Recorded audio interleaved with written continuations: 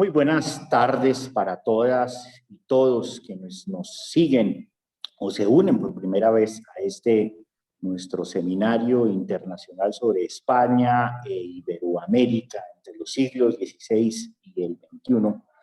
Ni contigo ni sin ti tienen mis males remedio. Te adelantamos desde la Facultad de Ciencias Humanas de la Universidad Nacional bajo la dirección general del maestro Heraclio Bonilla.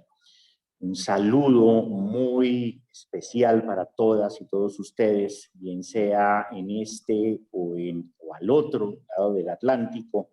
Huelga decir buenas tardes o buenas noches para todas y todos. La jornada de hoy es una jornada que me atrevo a decir sin cortejar ninguna hipérbole, verdaderamente de lujo, y contamos con la presencia de dos insignes americanistas y además andinistas, de dos trayectorias absolutamente eminentes. Y quiero dar paso a nuestro primer invitado, el maestro, el profesor Bernard Lavallée. Él ha sido profesor de civilización hispanoamericana colonial de la Sorbona, se ha dedicado durante muchísimos años a adelantar trabajos del todo influyentes sobre el estudio de los efectos de la colonización y tanto más de la colonia en las sociedades latinoamericanas desde un enfoque total. Yo creo que tenemos el privilegio de contar con la presencia de un genuino historiador total que difícilmente es reductible a algunas de las categorías a veces extremadamente estancas de la historiografía. Es tanto historia social como historia política, como historia cultural, con un enorme espectro de inquietudes que cubre tanto la dimensión continental como la dimensión marítima. Recientemente adelantó una notable historia del Pacífico, y que se ha afincado también sobre distintos aspectos de las representaciones culturales y sociales, una de estas, de seguro, la que atañe a la jornada presente. Entre la vastísima obra del profesor Lavallée, contamos con La América Española de Colón a Bolívar, publicada en 1993, decía, con un estudio del Pacífico que va de Magallanes a Wilson. Es un estupendo biografista, y lo digo además como un lector que se ha beneficiado enormemente de sus trabajos sobre Pizarro o sobre Bartolomé de las Casas, pero asimismo ha trabajado fenómenos tan distintos y desde una lente siempre compleja, múltiple. Yo me atrevería a decir, y en el mejor de los sentidos, cubista, en la medida en que dimensiona desde distintas perspectivas y desde distintos lados un mismo fenómeno. Trabajado sobre el dorado, sobre la evangelización, sobre la historia de las mujeres, y últimamente, por lo que he podido percibir, se ha involucrado con la historia de la Guerra Civil Española vista desde la perspectiva de la frontera francesa. Vuelvo y digo, la sola trayectoria del profesor Lavallée es verdaderamente apasionante por la vastedad de horizontes, de interpretaciones y de tópicos que trabaja. Y en esta ocasión ha de discutir sobre un asunto que atañe a justamente el entrecruce entre distintas dimensiones en torno a un término. Es, de nuevo, como yo lo estimo, un ejercicio en las representaciones sociales y lo que hay en un nombre, como pudiera servirse la fórmula shakespeariana. ¿Qué hay detrás de la imagen del criollo? Habitualmente hemos visto la disputa por la emancipación del continente americano, una entre criollos y peninsulares, pero hay toda suerte de matices al respecto y de representaciones a uno y otro lado del Atlántico. Lo mismo ocurrirá con la imagen del indiano, y lo mismo, por supuesto, ocurrirá con la imagen del chapetón, del gachupino, como quiera llamársele, en el escenario americano. En el caso que hoy nos atañe, y con la generosísima participación del profesor Lavallée, haremos un recorrido sobre la imagen del criollo en España. Mil gracias por honrarnos con su participación, maestro Lavallée. Adelante. Bueno, profesor Páramo, muchísimas gracias por sus palabras tan amables.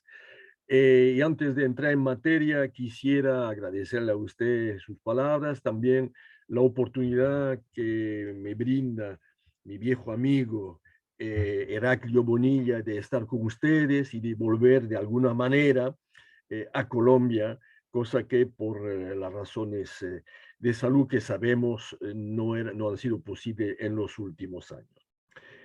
Eh, el problema que gira alrededor del criollismo, del criollo, esos problemas se han enfocado sobre todo en su realidad americana, esto es, in situ, en el terreno, como dicen los militares, había, ha habido una gran cantidad de estudios que a lo largo de las últimas décadas han profundizado el tema, han diversificado los campos de interés y las perspectivas, pero fundamentalmente, por no decir únicamente, en el ámbito americano, donde efectivamente se daban esos problemas. Entonces, en el marco del simposio y tomando en cuenta su enfoque general, quisiera hoy con ustedes ver cómo se planteaban los problemas de los criollos en España, no en América, sino en España.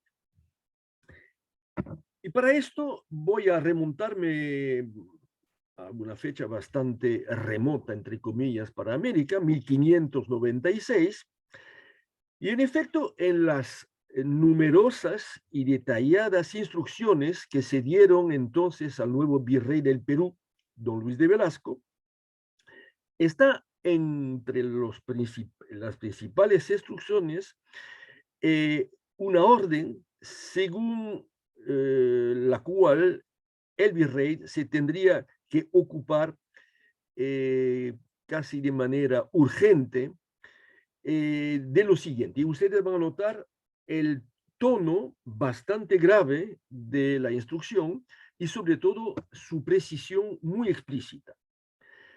Escribe el rey al virrey, el futuro virrey.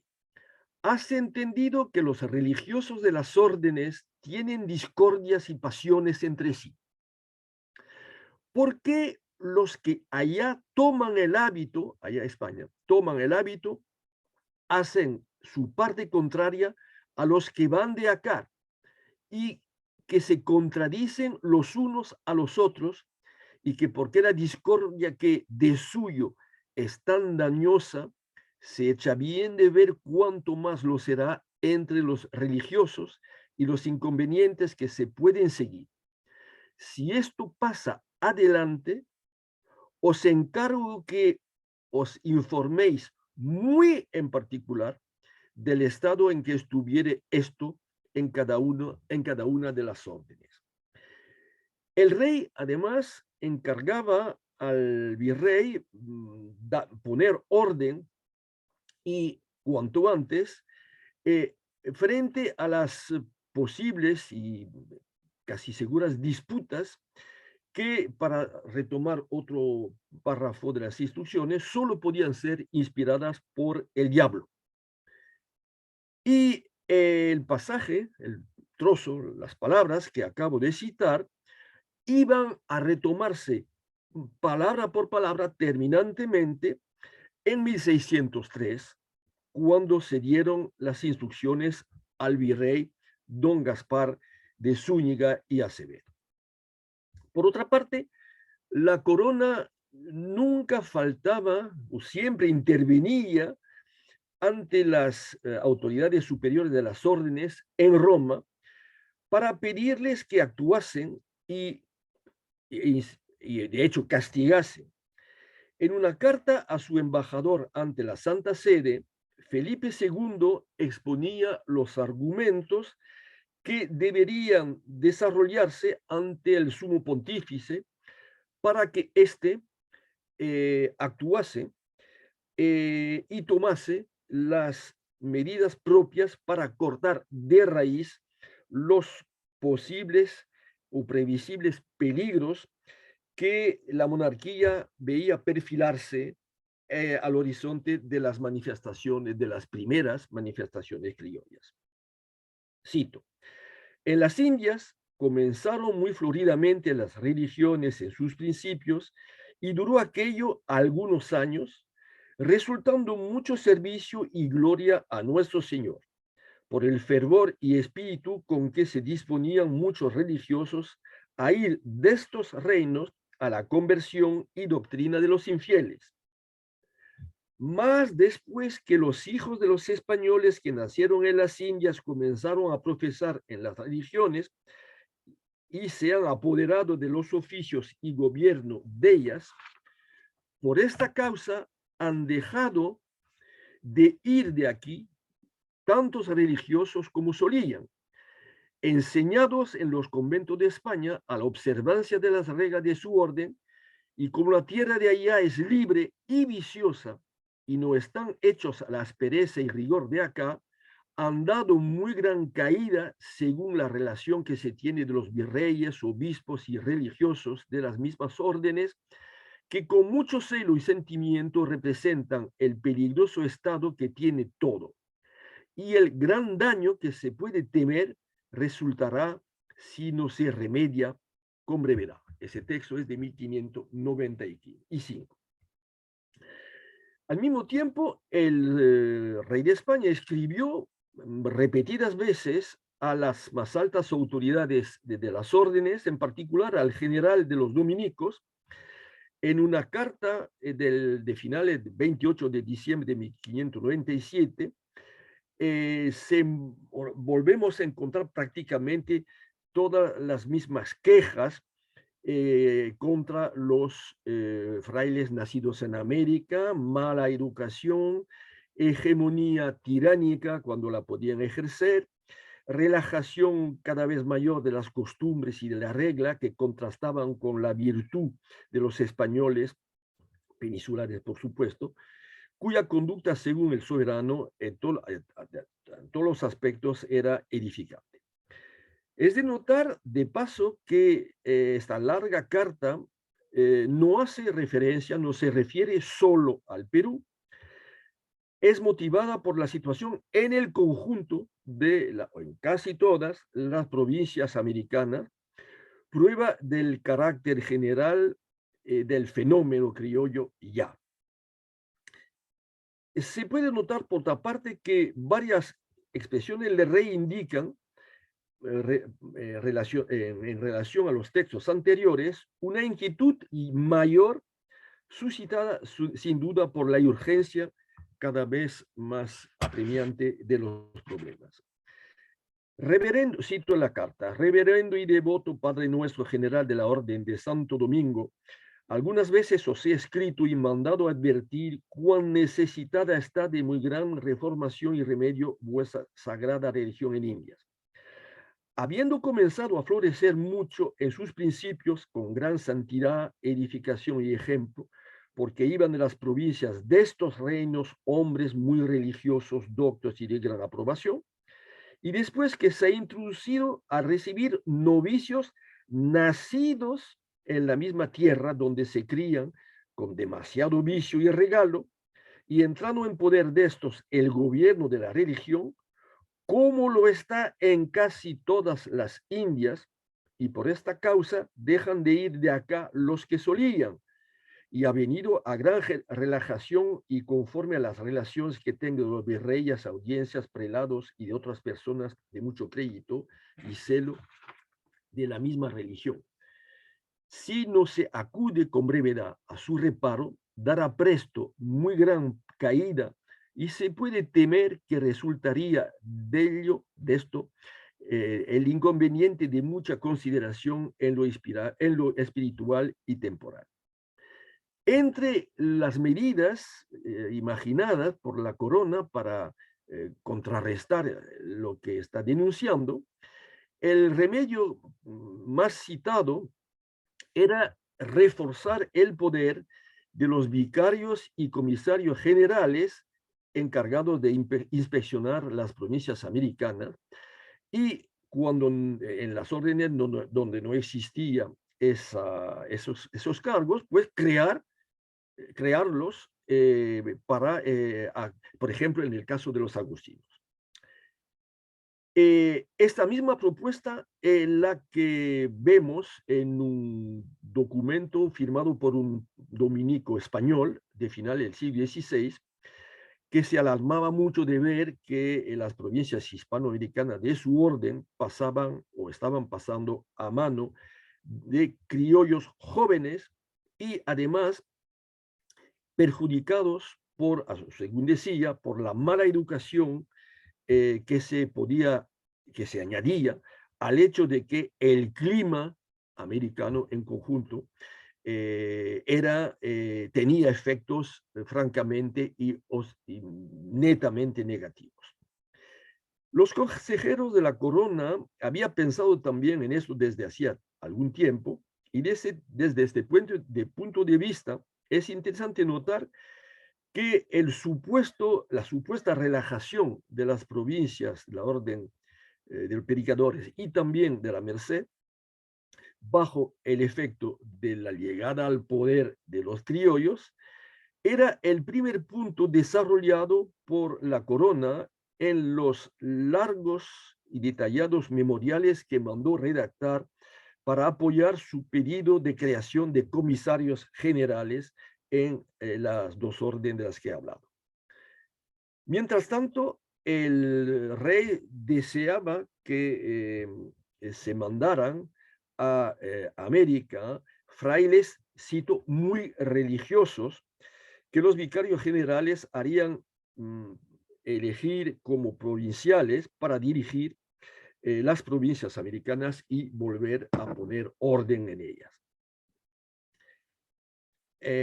Hay un caso que no voy a precisar, no me voy a alargar mucho, pero que es el de los dominicos de Nueva Granada. Es interesante porque, hubo toda una serie de problemas. Se nombró a un fraile acompañado de fray misioneros para que fuera el próximo provincial. El comisario que lo acompañaba murió, en fin, hubo un lío complicado que muestra que no tan fácil era efectivamente para la corona conseguir todo lo que quería. Obviamente, a partir de ese incidente que estará en el texto, las cosas se complicaron y para cortar por lo sano, el virrey don Luis de Velasco propuso que las elecciones capitulares provinciales fuesen sencilla y llanamente sustituidas por nombramientos hechos desde España. Así cesaría la oposición y competencia entre los religiosos hijos de esta provincia y los castellanos que de allá vienen o acá toman el hábito, que siempre emparejan mal, pretendiendo los unos y los otros mayoría y preeminencia en las congregaciones. Bueno, voy a cortar porque veo que el tiempo corre y quisiera decir que dentro de los textos numerosos que ya aparecen en aquella época, hay uno, perdón, voy a poner la luz, hay uno que es muy interesante porque entronca directamente con el tema que estoy tratando.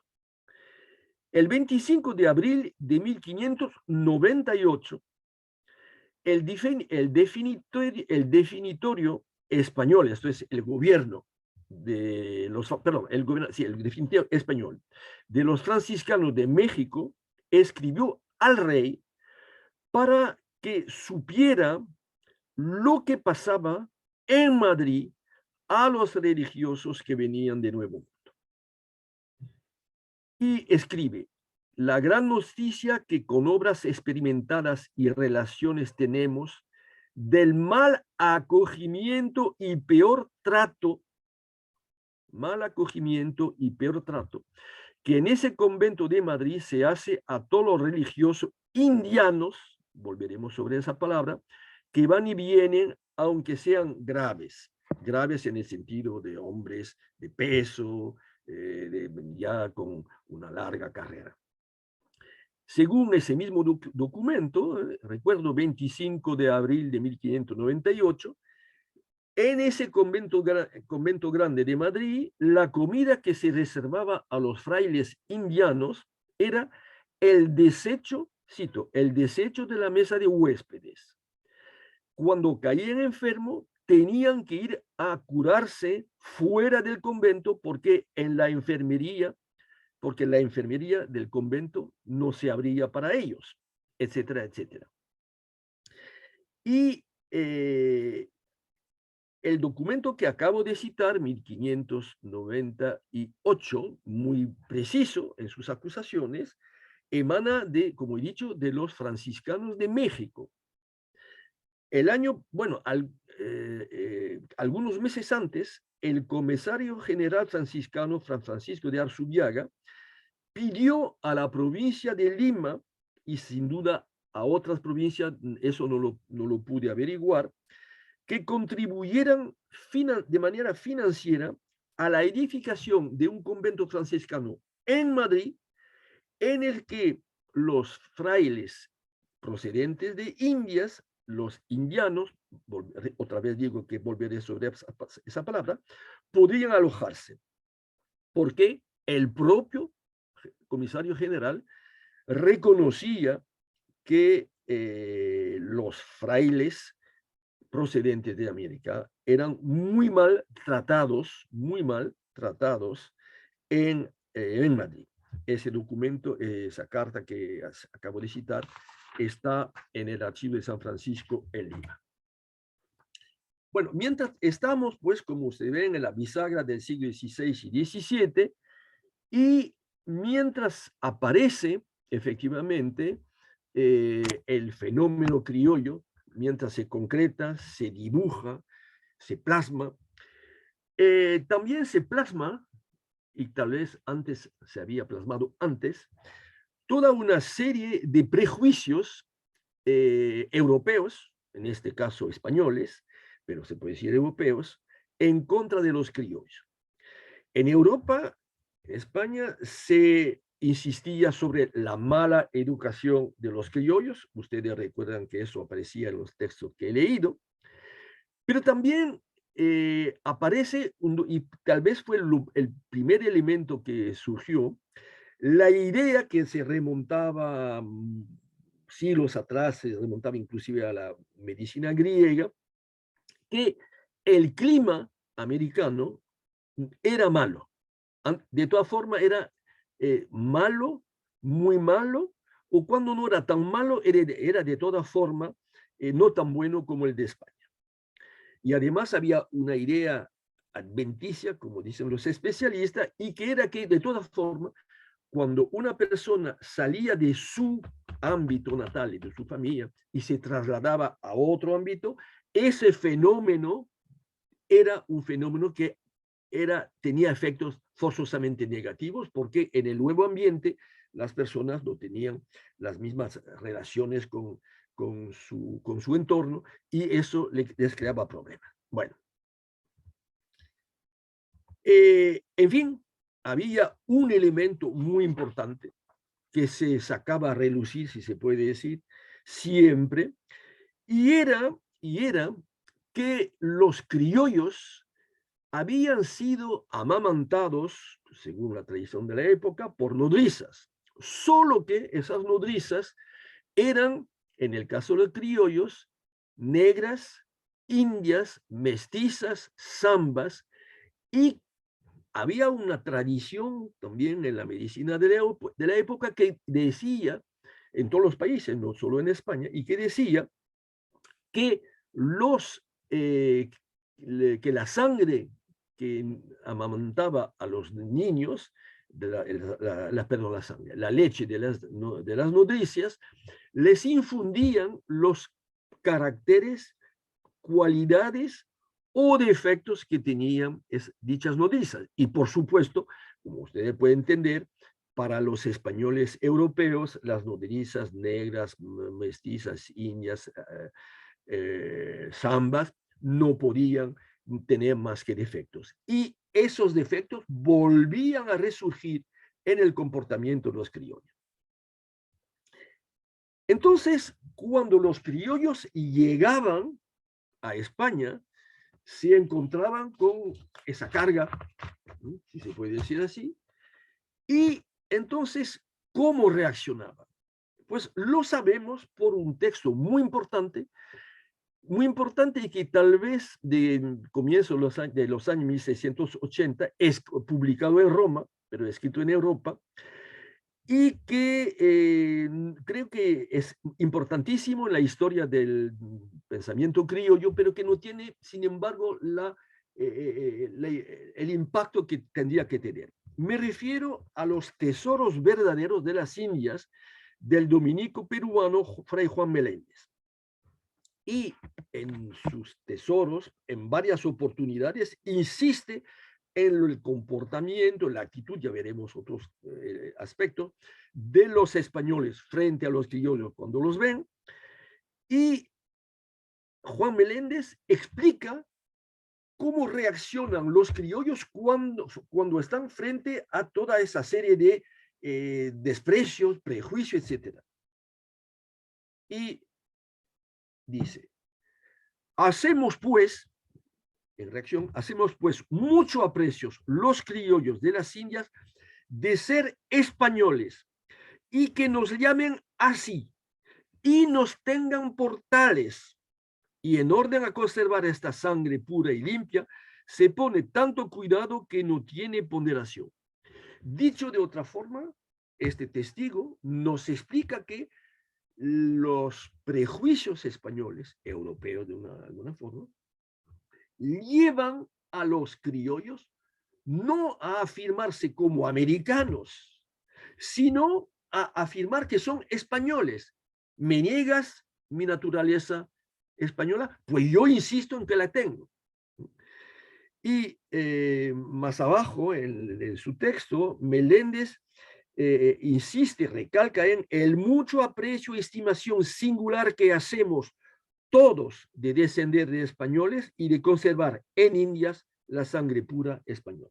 Entonces, esto es interesante porque, pues, porque muestra un aspecto que sobre el que nos he insistido mucho, pero que yo he desarrollado en un trabajo que citaré en el texto, que es que el criollismo es a la vez la afirmación de un americanismo real, profundo y notable, y la afirmación también de una hispanidad intachable, lo cual puede parecer curioso. Para probar lo que decía, Fray Juan Meléndez indicaba que ningún español de América se casaba con una india o una negra, pero que sí existían lo que hoy llamaríamos casamientos mixtos, esto es, de españoles, de europeos, españoles peninsulares y europeos que residían en el Perú, ya que es peruano, o hombres bajos, suficiente bajos, civiles, para casarse con, si vivieran en España, con una esclava mora, y dice, de las más viles. Bueno, los criollos eran pues tan blancos, de pura ascendencia europea, que los propios peninsulares. Y esto acarrea algo. Por eso, Fray Juan Meléndez insistía en que a esos americanos había que llamarlos criollos y no indianos, como era el caso muchas veces. Entonces aquí hago una pequeña pausa para decir lo siguiente. Es que, bueno, eso aparecerá en el texto, pero no lo voy a desarrollar, por supuesto. En muchos textos digamos, de final del 16 y comienzo del 17, hay criollos que dicen lo siguiente: nosotros, entre nosotros, utilizamos y reconocemos la palabra criollos y nos definimos como criollos, pero no queremos que los españoles peninsulares nos llamen criollos, nos deben llamar españoles. Es lo mismo que, no es lo mismo, perdón, que aquí. Aquí hay una ilusión. Hacia finales del 17, Fray Juan Meléndez dice que pide que los llamen a los criollos, que los llamen criollos. Entonces, que la palabra ya ha cambiado de campos, no semánticos, pero sí de campos de uso, y es muy interesante. Pero Fray Juan Meléndez no opone criollo a español, como hacían sus compatriotas de la época anterior. No quiere que, no, aquí la oposición es entre criollos e indianos. En efecto, a lo largo del siglo XVII, la palabra indiano viene a designar a todos aquellos que vienen de Indias, tanto a los llamados criollos, como a aquellos españoles que supuestamente habían ido a América para hacer las Américas y regresar ricos. Y a ese propósito, hago es observar que a partir del siglo XIX, cuando se designaba a los españoles ricos porque habían hecho las Américas, se los llamaba indianos.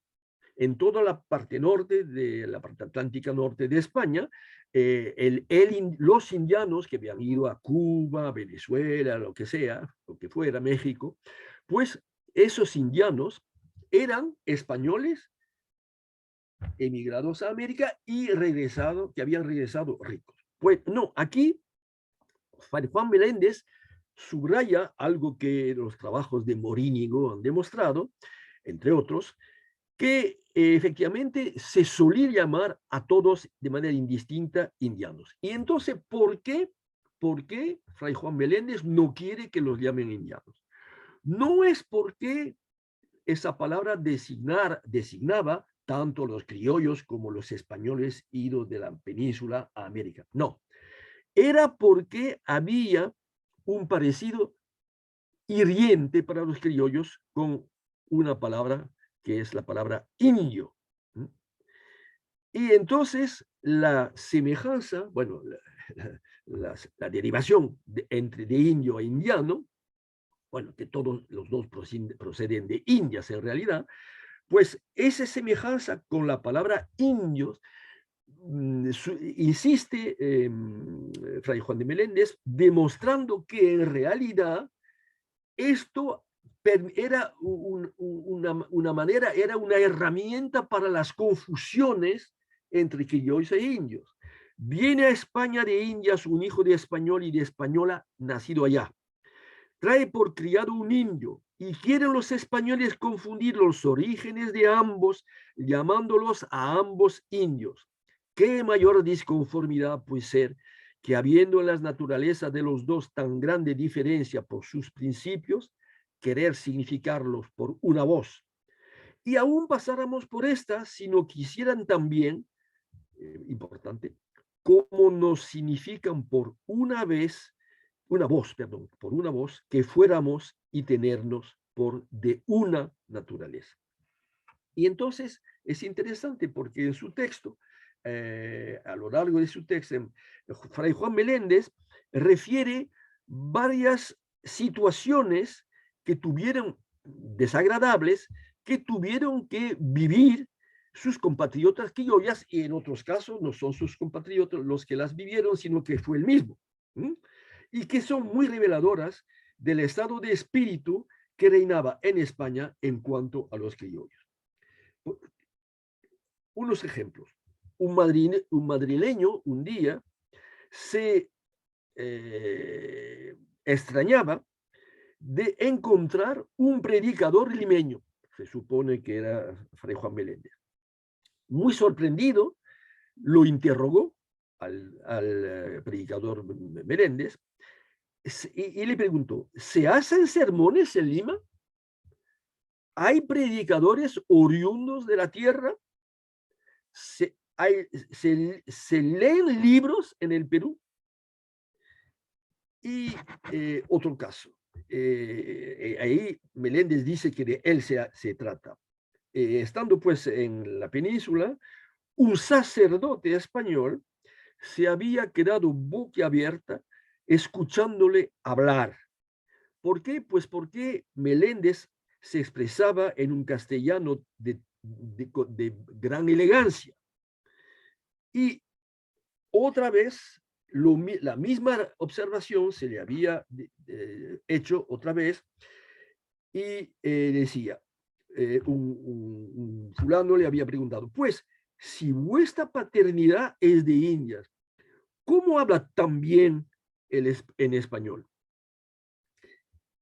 En efecto, hay que saber, y eso tenemos prueba de ello, es que los españoles de América tenían un punto honor, metían un punto honor en hablar de una manera muy elegante y tal vez un poco arcaizante. Me expreso.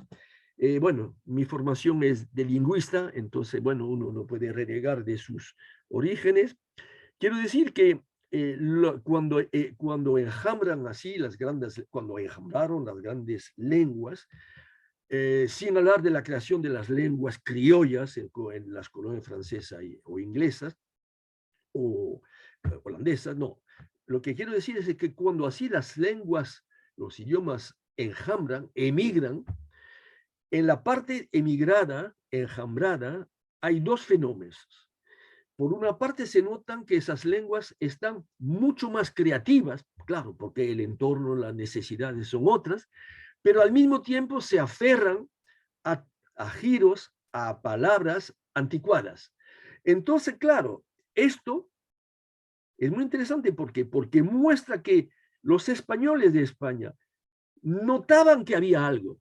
Esa gente obviamente hablaba español, un español muy elegante, pero un español que ya no se sabía bien por qué, pero se sospechaba, se husmeaba que no era un español de la península. Entonces todavía no estamos frente a los españoles que han surgido, como todos sabemos, en los diferentes países de América.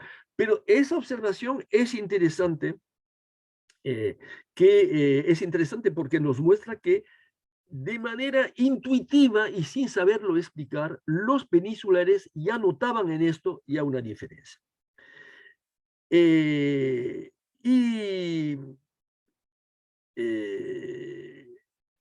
ese problema de la lengua también es muy interesante porque varias veces Meléndez vuelve sobre él. Y en un momento refiere que cuando los hispanoamericanos se hacían gala ante los españoles peninsulares de su facilidad verbal y de su oratoria elegante, ¿sí?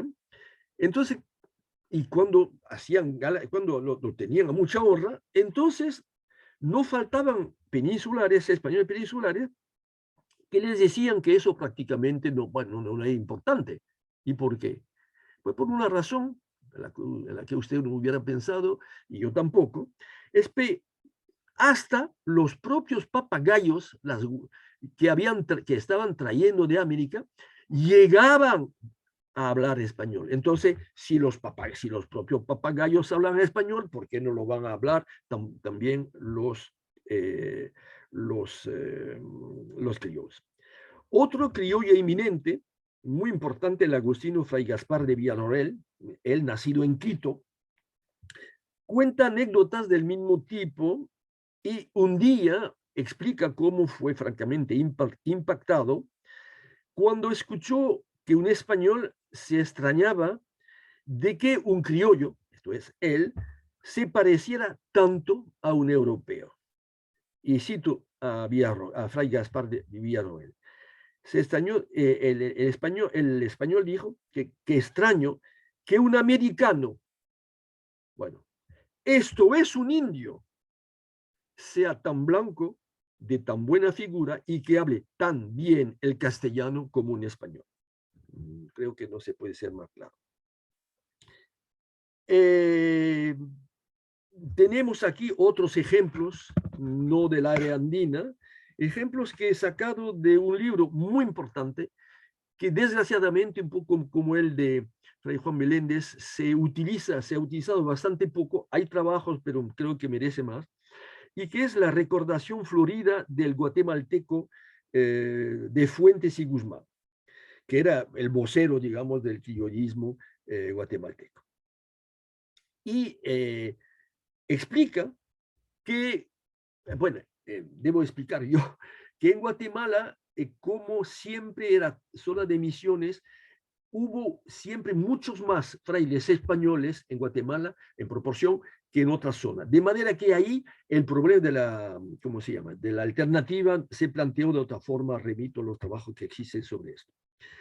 Y explica en su recordación florida, el famoso Fuente y Guzmán, que él se había enterado de que cuando los emisarios españoles de las provincias de Guatemala estaban en Roma, en las oficinas romanas, hablaban de los criollos como de los padres indios.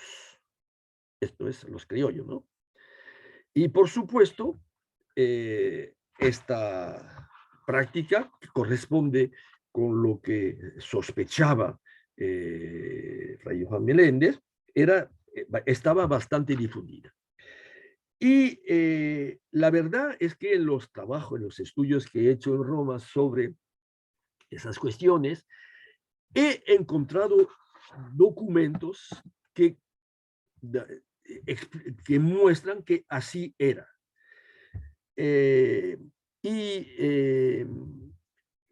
Bueno, perdón. Y entonces, más precisamente, ¿cómo se llama?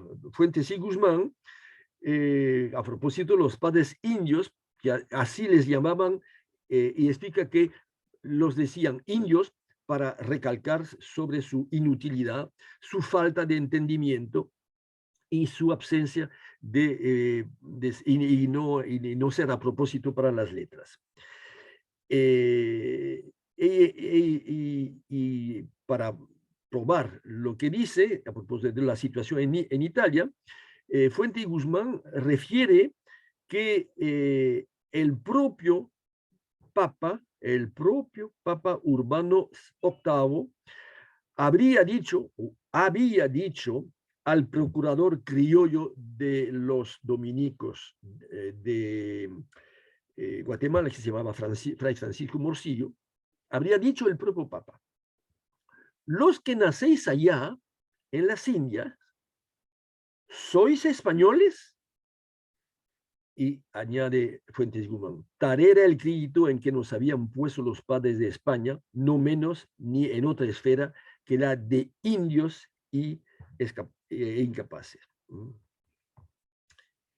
Y el propio, ya ahora voy a volver a mi querido Fray Juan Meléndez, y cuando él en otro pasaje analiza esas situaciones, y cuando efectivamente, una vez más, los criollos tenían que demostrar que eran españoles, que no eran inferiores a españoles, que no tenían nada que ver con los indios, Fray Juan Meléndez dice, insiste en la reacción de los españoles. Entonces, ante la defensa, de la autodefensa, si se puede, que hacen los criollos de sí mismos, los españoles, cito, o se las contradicen o se las oyen por fábulas, guiñándose con los ojos los de la conversación. No hay quien los pueda sacar de que todos cuantos nacen en las Indias son indios, o como ellos, gente bárbara, impolítica, indigna de estimación, mirándolos con desprecio. Y efectivamente, hace un momento me hice, como decimos en francés, me hice un nudo con el texto.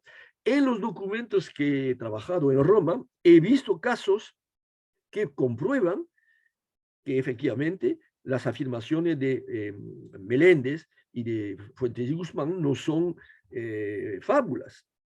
He encontrado un memorial redactado en italiano a propósito de los problemas que había entre criollos y españoles, entre los franciscanos de Lima. Entonces lo leo en español. No les vale decir que los criollos son todavía españoles descendientes de los primeros fundadores, porque hoy, según dicen en Roma, sono veri indiani, son verdaderos indios. Han tomado las costumbres y el genio, y ustedes saben que el genio es saber el espíritu y el cuerpo, y el genio totalmente indio, y son por eso positivamente poco adictos a los españoles. En esas condiciones no es pues de extrañar que la palabra criollo, ella haya tomado en ese fin de siglo, un sentido que encaminaba o suscitaba la irrisión, como ya hemos dicho.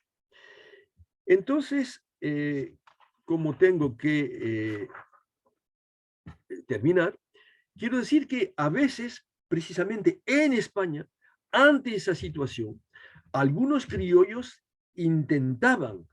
luchaban para demostrar que todo eso era falso, que esos prejuicios no tenían fundamento, y que en realidad solo solo se desarrollaban porque correspondían con lo que querían los españoles. Aquí en el texto citaré un caso de un procurador criollo de los dominicos de Quito que se llamaba Fray Raimundo Hurtado en los años 20, segunda mitad de los años 20, 1620, digo. Y ese hombre que vino a España y sobre todo a Italia para impedir que los españoles consiguieran la alternativa, ese fraile, perdón, que se quedó mucho tiempo en Roma y anduvo por los pasillos, las oficinas, etc.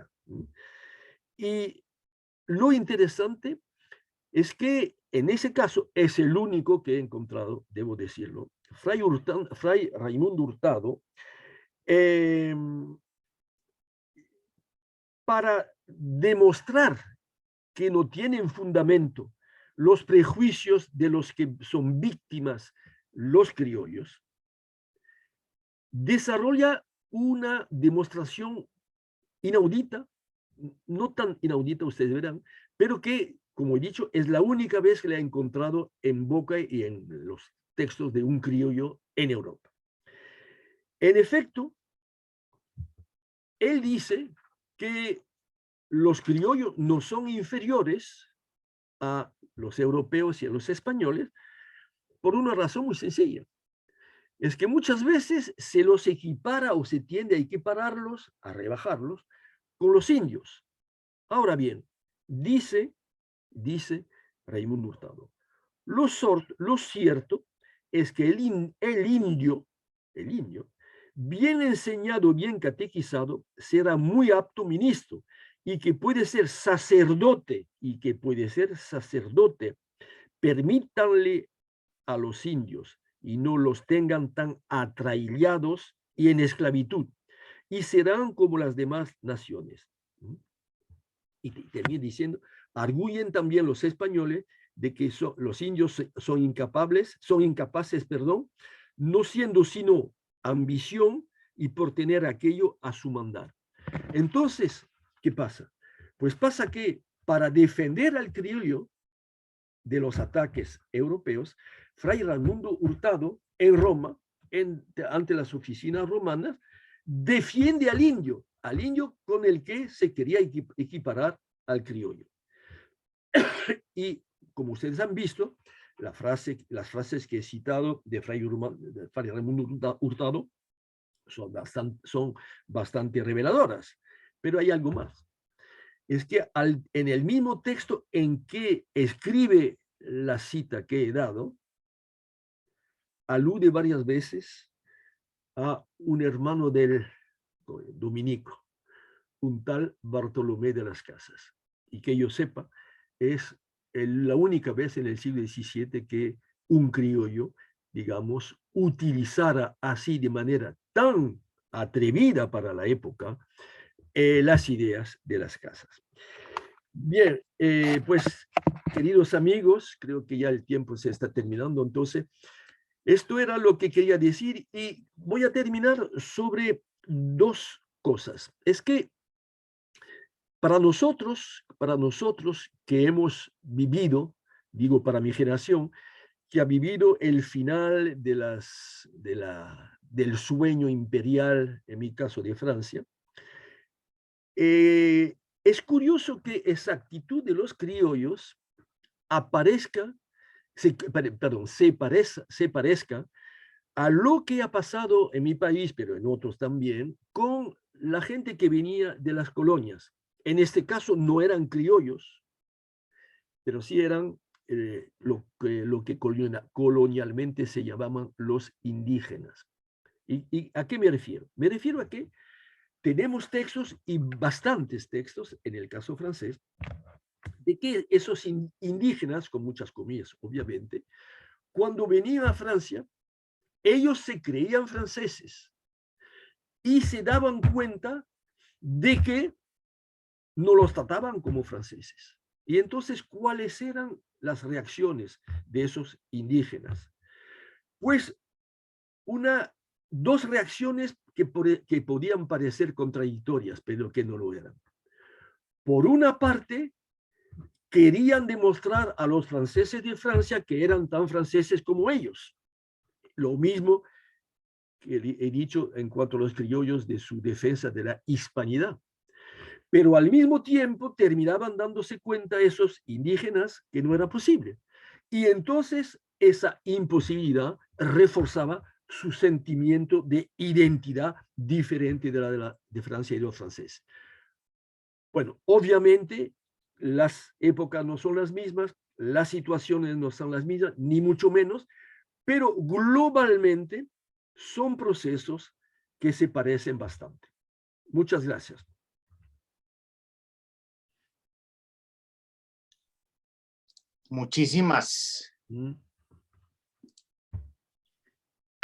Muchísimas gracias, maestro Bernard Lavallee, por este recorrido tan estimulante en torno a la figura del criollo y de lo criollo.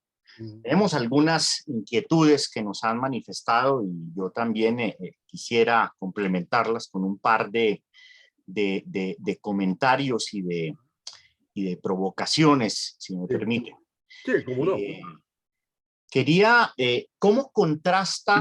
Quisiera preguntarle la figura eminentemente teñida de matices más bien negativos y a veces inclusive infamantes, como usted también nos los detalla, del criollo con la figura del natural americano. Es decir, porque se deduce, y usted nos lo ha demostrado claramente, que el criollo es una figura que en parte ha sido contaminado por América, tiene un elemento eminentemente contaminante. Sí. Empero la figura del indígena también se presta para idealizaciones extremas, bien sea en la clave de, o al menos en las habituales polarizaciones del buen salvaje, o si se quiere, del mal salvaje y por ende el caníbal, pero está esa dimensión del buen salvaje que es al contrario el de un ser ideal, utópico. Entonces, ¿cómo contrasta esa figura? Y por otro lado, quería preguntarle, maestro Lavallee, sobre qué otros lugares tiene esta asignación de lo criollo por ejemplo, la música. Quiero referirme a un caso concreto y es que se me antoja que un tanto en contravía a lo que usted señala, Sí. el caso de la recepción de los ritmos hispanoamericanos y tanto más de ritmos eminentemente criollos, y un caso creo yo que es muy, muy interesante es el de la chacona, que se convierte en una de las formas dancísticas por antonomasia del barroco internacional.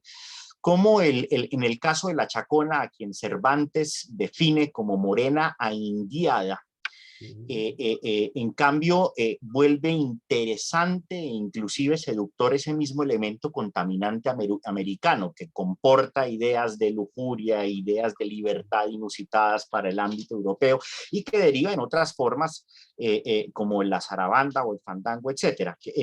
Hago esas dos preguntas y si me permite, de una vez consigno la pregunta que nos hace Sara Angulo a través de la red y es la siguiente, es cómo se transformó la noción de criollo tras las independencias de España y América.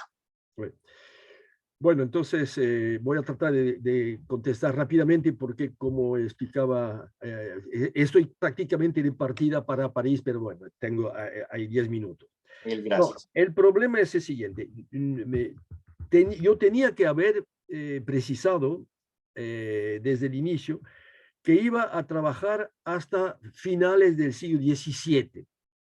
Obviamente, a partir a partir del final del 17 y durante 30, 40 años, aunque curiosamente ya cesan, por razones que se han estudiado, los enfrentamientos entre criollos y españoles, durante ese lapso que va de 1680 y algo a 1730, 40, 50, según las regiones, hay un gran cambio cultural. Quiero decir que todo lo que había sido valedero en el siglo anterior empieza a cambiar paulatinamente y efectivamente todo esto se encamina hacia la segunda mitad del siglo XVIII, donde las ideas, los parámetros, la situación política, económica, etcétera, etcétera, cambian. Por ejemplo, usted hizo referencia al buen salvaje. El buen salvaje en el siglo XVI, XVI y XVII no aparece. Sin embargo, va a ser un elemento fundamental de la reflexión, no solo sobre América, sino sobre el conjunto de los países y de las poblaciones no europeas. Para lo que es de la música y del baile, confieso, mi total desconocimiento, y la verdad es que, bueno, te pongo una rodilla en el suelo y digo que la verdad no sé nada, aunque efectivamente lo que usted sugiere es muy interesante.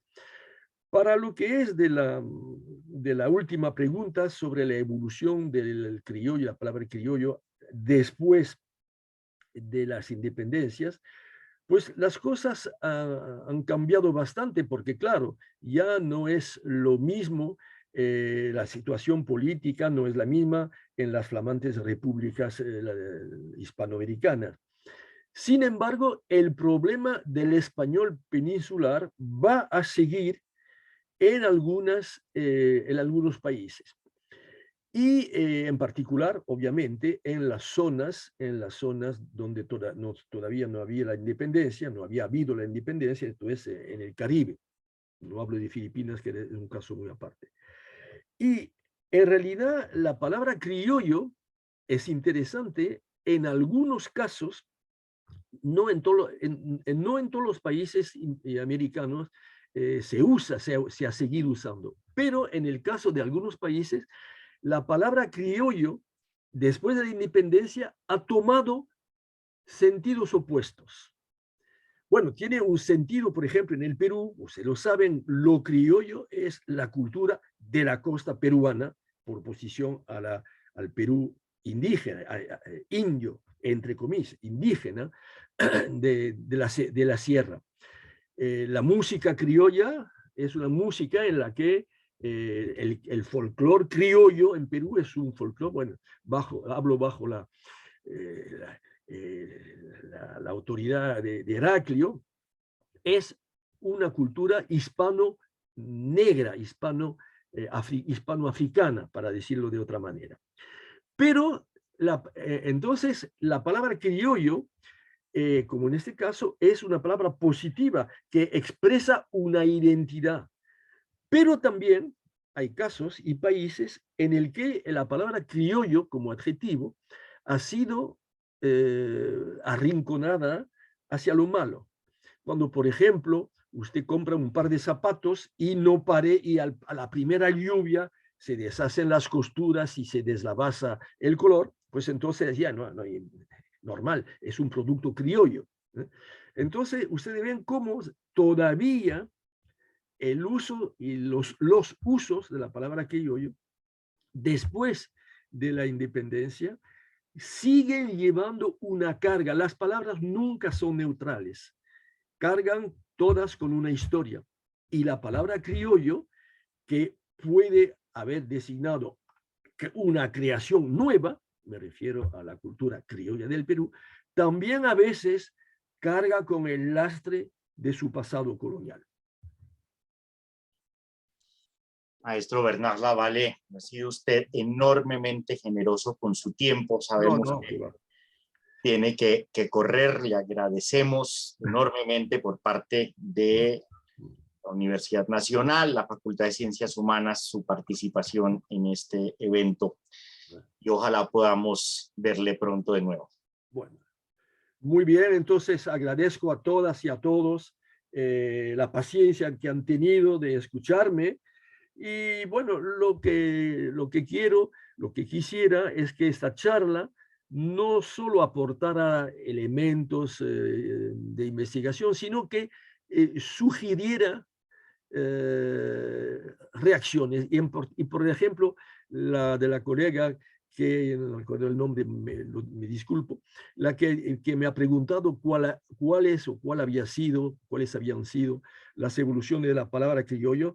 Creo que eso es una de las ideas que me rondaban la cabeza cuando he presentado esta ponencia.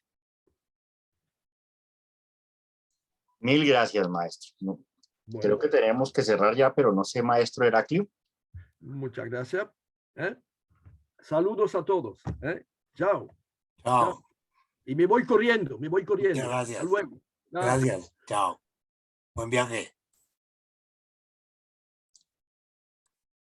Bueno. Vale.